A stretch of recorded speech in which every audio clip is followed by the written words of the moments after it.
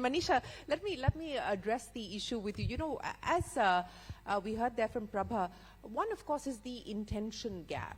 The other is where we've already seen mandates being put in place. For instance, we saw the Companies Act change and say that you are mandated by law to bring women onto the boards. We saw the SEBI changes coming in saying that you have to bring an independent woman director on the board of companies. And that has turned the needle because you're obligated under law to do so. But you know, the former SEBI chief, M. Damodaran, says that, look, just because you have to get 2 women on the board, that's exactly what you've done. You've got 2 women on board and that's about it. So you've checked those boxes. How do you ensure that you go beyond the letter of the law and actually honor the spirit of the law as well?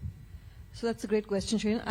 I believe that, and 10 years ago, if you asked me this question on firstly whether there should be mandates, I would say absolutely not. We women are really great. We are fabulous at what we do. You know, we are as ambitious as the men. Why should we be given preference? But in the last 10, 12 years, I've seen that there is a huge discrimination against women, especially at the senior levels.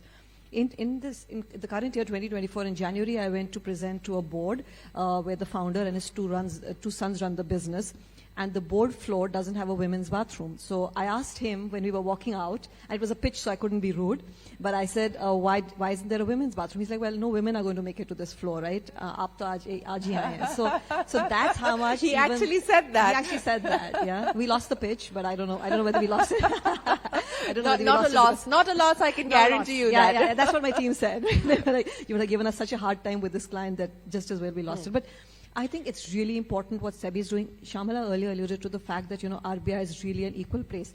I remember I was at UBS, and, you know, UBS, the CEO has to be approved by the Reserve Bank of India. So when I became the CEO, we went to Shamala with my very conservative Swiss boss and said, look, the earlier person needs to leave, so can you please approve it in 4 months? Typically, RBI takes 4 months, right, Shamala? So Shamala turned around and said, because you're going to make a woman a CEO, we'll do it in 2 months. And they did it. So, yeah. I remember I'm on the board of Ashok Leyland, and I joked to the entire team there. The first time I went into, you know, you have a teach-in, you have an orientation. Yeah. I went in, and the head of commercial vehicles looked at me and said, this is a truck. You know, so that's how much he was like, poor guy, it was such an orientation change for him also that now he has to explain this whole complex truck machination to a woman, right? Yeah. So I think you need to force it on people to say that, look, women can be on boards, can do a good job. Now we can discuss later, Shereen, on how women need to do more on their part to be more vocal, speak up. But, you know, unless you don't have at least 25 to 33% of your board as women, the woman voice will drown. You'll just be seen as an outlier. So, yeah, I mean, you can argue that, yeah, there are just those 2 mandatory women on the board, but I think it makes a difference. Yeah. It will become a way of life slowly. The onus is on those women, that just for themselves and for future women, to speak up and make themselves heard, make them, read, very important, you know, to make sure that your point of view is heard. For more news and updates, all you need to do is follow CNBC TV18 on all of our digital platforms.